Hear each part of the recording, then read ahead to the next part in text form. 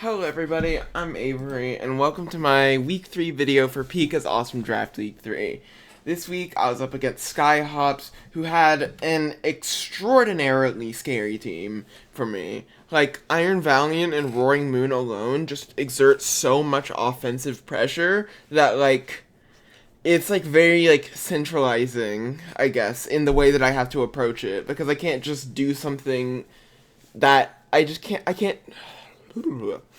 can't just have a Pokemon that loses to both of those convincingly, because otherwise I just flounder because of how good they are. And then there's also a lot of scary things on the team, like Frostmoth, which can be an alternative win condition, Emolga, which blanks electric moves, Sandy Shocks, which can hazard stack, and Slowking, which can just eat hits from Iron Moth for days. So this was a really challenging team to build against for me. But I first wanted to go over some of the threats. First off, Sandy Shocks. With access to terrestrialization, Sandy Shocks can just stack hazards against my team, which is really, really strong against me because it basically forces me to run boots. It makes it harder to run more offensive items that I actually want to use to make progress.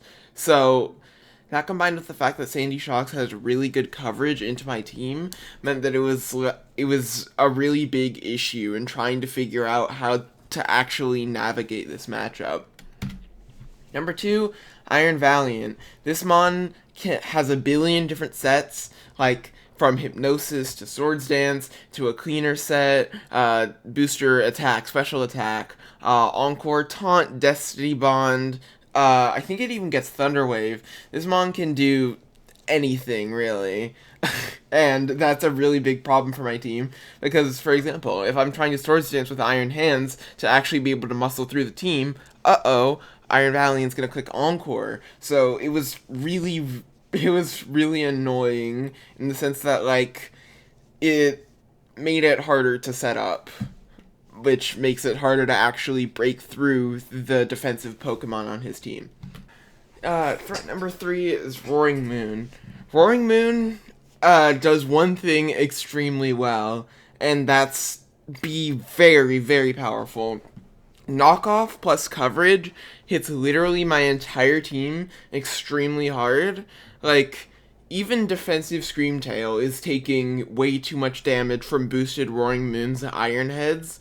So this mon was extremely threatening because it was not only faster than everything, but it could also threaten super effective damage into literally my entire team. So, yeah, big problem. And the last more slept-on threat, Rotom Heat. This mon has a really, really good typing and move pool against my team. Electric plus Fire hits everything well except for Rhydon, which it also hits with Will-O-Wisp, and that also goes for Iron Hands. So it's really difficult to actually blank this Pokemon because it can just pivot around, burn everything, and then overheat my Shaman, which is my one real electric resist in this matchup. So this mon was a huge threat and definitely forced me off of running certain Pokemon. Paired with the fact that Rotom has a low HP stat, which means that Pain Split heals a billion against Iron Hands and Screamtail, it's really difficult to actually keep this mon low so that I can knock it out. So this was again, another one of the really big threats on my team that I couldn't afford to not have an answer to. So, in this matchup, my lead was Shaman for situations where Sandy Shocks was Terra Ghost, because my Iron Hand set does not appreciate Terra Ghost Sandy Shocks at all. So I have Heavy Duty Boots Shaman, just so I can always come in on hazards, with a lot of special defense investment, and enough special attack to 2-hit KO it with Seed Flare, even if it Terra Ghosts or Terra Ices. I have Seed Flare, Play Rough, Baton Pass, and Healing Wish. Healing Wish just to keep my Pokemon like Iron Hands and Terrapagos healthy. Baton Pass to pivot against Pokemon like Corv, Play Rough, which threatens the Roaring Moon that tries to set up, and enough speed to outspeed a non-scarfed Rotom Heat. The next Pokemon, which was my lead for Sandy Shocks that weren't Terra Ghost, was Iron Hands with Assault Vest and Fake Out. Fake Out plus 2 Drain Punches with my investment is able to kill Sandy Shocks, and I have enough special defense to have max special defense and be faster than Copperajah. On Terra Fairy with Terra Blast, just because Fairy is a really good offensive type into my opponent's team, especially when paired with Electric.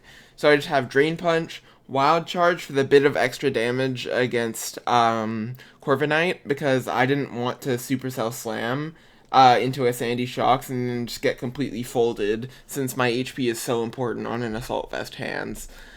Terra Blast and Fake Out. My next Pokemon, my spinner in this matchup, and also my Frostmoth check is Terrapagos. I have heavy-duty boots to ensure that my Terra Shell will always stay up before I take a hit. I'm EV'd to outspeed max speed Frostmoth, so that if I Rapid Spin as they Quiver Dance, I'm faster the next turn, and I can threaten with Flare Blitz, Body Slam, or Crunch. I decided to go for physical just because there were so many specially defensive Mons on my opponent's team, and I didn't want to just get completely blanked by something like Slowking, and I could at least threaten it with like a Body Slam para or enough Crunch defense drops. So I opted for physical Terrapagos in this matchup. Fourth Pokemon is Screamtail. Screamtail is essentially my only counter to Val, because even though Iron Moth resists Fairy, Iron Moth does not have the physical defense to be taking Psyshocks, especially not if hazards are up.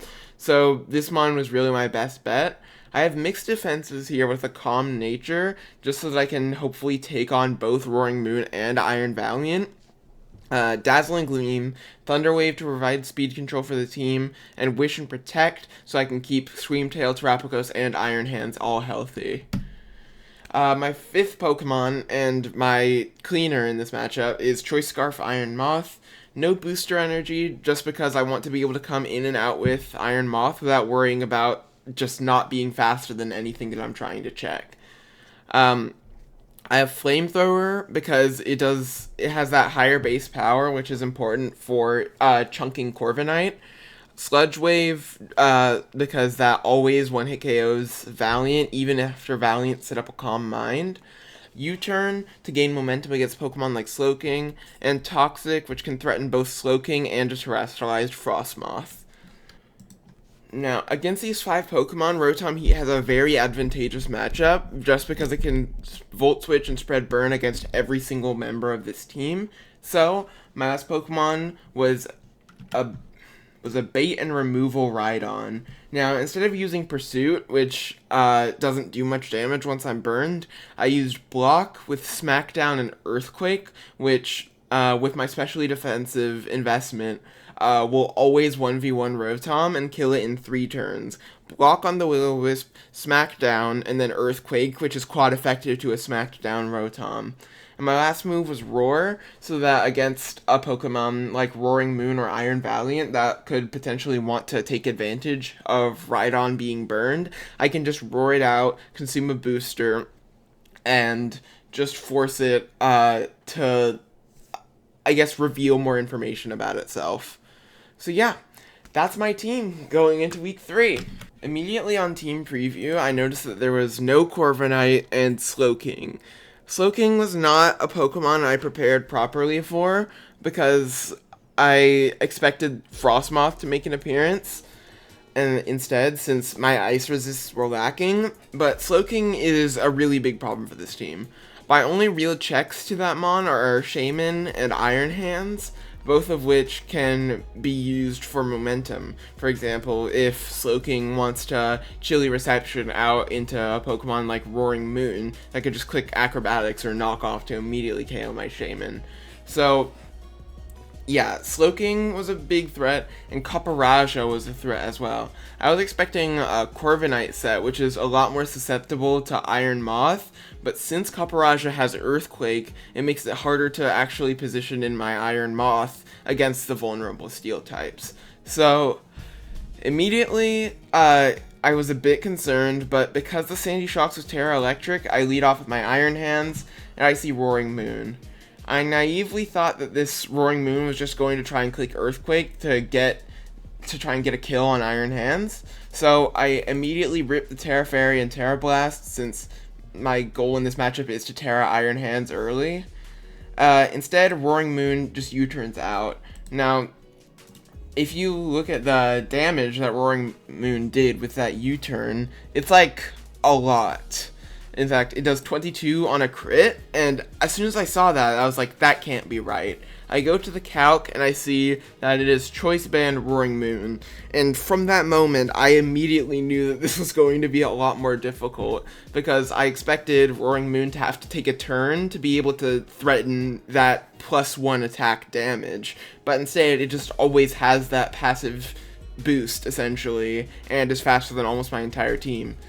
And as you can see, I have one Dark Resist, and that's my Terra Fairy Iron Hands, which can easily get whittled down due to its lackluster speed. So, Roaring Moon U-turns out, takes absolutely nothing from this Terra Blast, and I go into Moth here, expecting a Will-O-Wisp or an Overheat, and then I engage my Rotom removal plan here, U-turn, baiting in a Volt Switch so I can go into Rhydon. And as I planned, Will-O-Wisp comes out as I trap the Rotom in and essentially remove it, because even though this Rotom has Hex, I am way too bulky to go down to 2 hexes plus burn damage, and Pain Split can't outstall me either because of the Smackdown Earthquake instead of just something like Stone Edge. So Rotom immediately gets removed and Slowking comes in. Slowking, I didn't really have a Pokemon I wanted to get Scalded, so I just go into Shaman, because Shaman has that natural cure to shrug off status. And I click Seed Flare, I just wanting to gauge damage, against Slowking. So, I Baton Pass out. The calcs were telling me that it probably wasn't AV, and if it was AV, it was probably offensive AV. So I just go to sack Rhydon here, as Copperajah sets up Stealth Rock, revealing that it's not EV. Rhydon is still really strong and fast, so I get a good hit off with Earthquake, which unfortunately gets neutralized by Citrus Berry, but that's still an important amount of chip.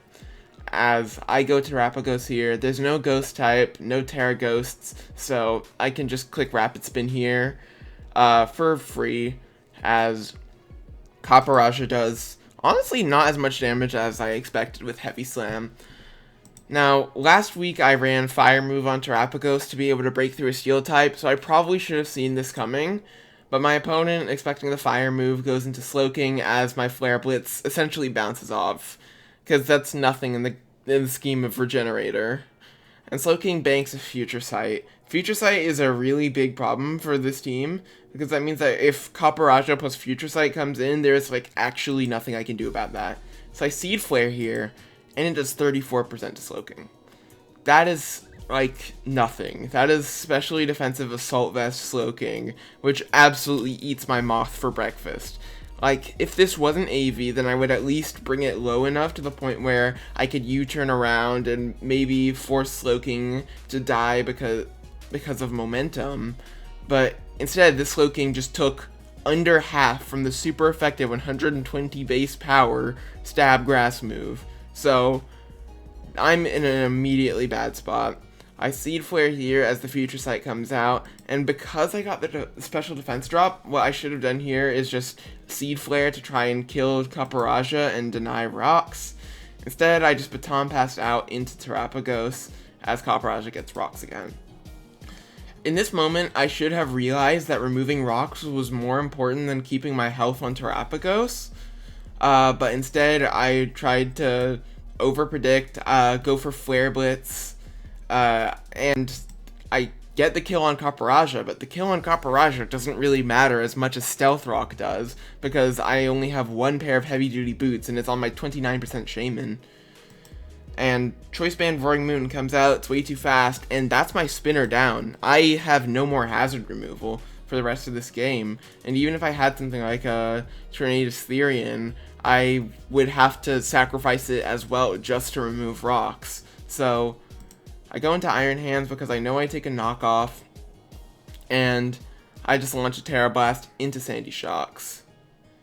Now, not knowing what to expect from the Sandy Shocks, I just stay in, as Terra Electric Thunderbolt does a good chunk. That's mostly healed off by Iron Hands, but because of that Stealth Rock, I essentially have to switch out here because I'm way too low.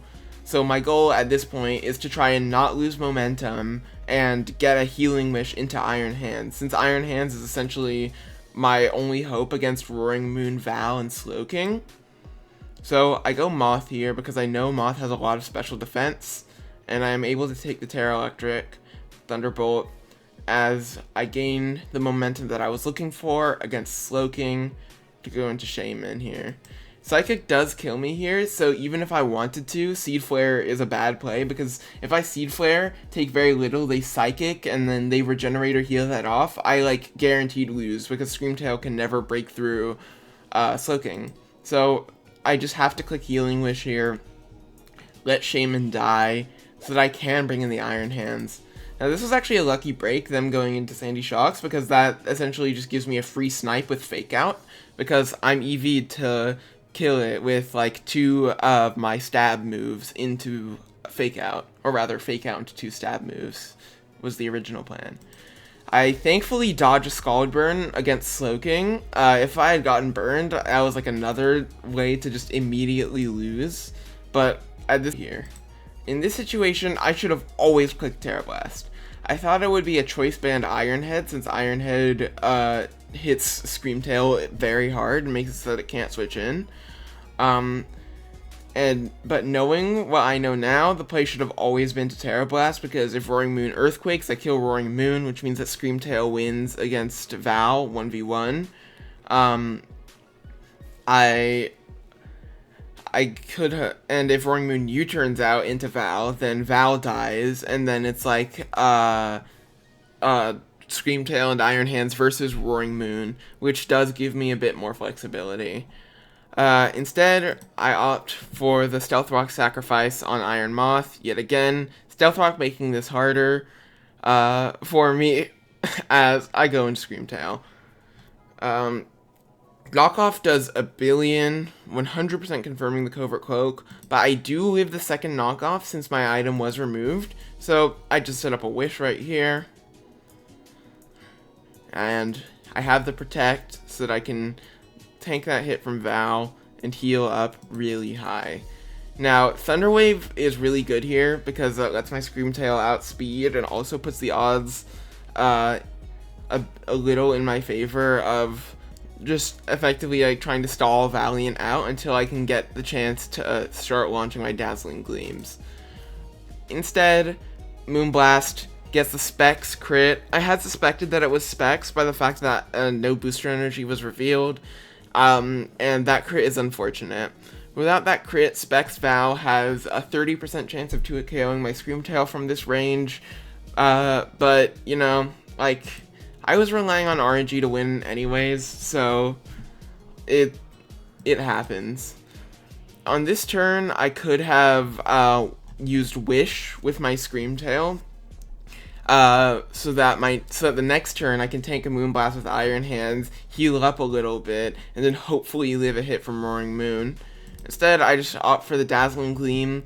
The chip doesn't actually matter though, because it's not in range of Fake Out, so I effectively just took I just took a lot of damage on Iron Hands for not much, because Terra Blast always kills. Roaring Moon comes in, but Iron Hands isn't fast enough, and that's the game. Yet another -1 loss. Like, I do think that I tunnel visioned a little bit too much. I tried making these fancy plays with like predicting stuff, what I really should have done here was just like make sure that rocks weren't on the field and just try and get my cleaners in like Iron Hands and Iron Moth to threaten Pokemon like Roaring Moon, Val, and Slowking. But instead, it was the misplay around the hazards and the shoddy plays around Roaring Moon that ended up doing me in. So, yeah, it happens. Hopefully next week will be a little bit better, but that's all I have for today. So, thank you everybody, and peace.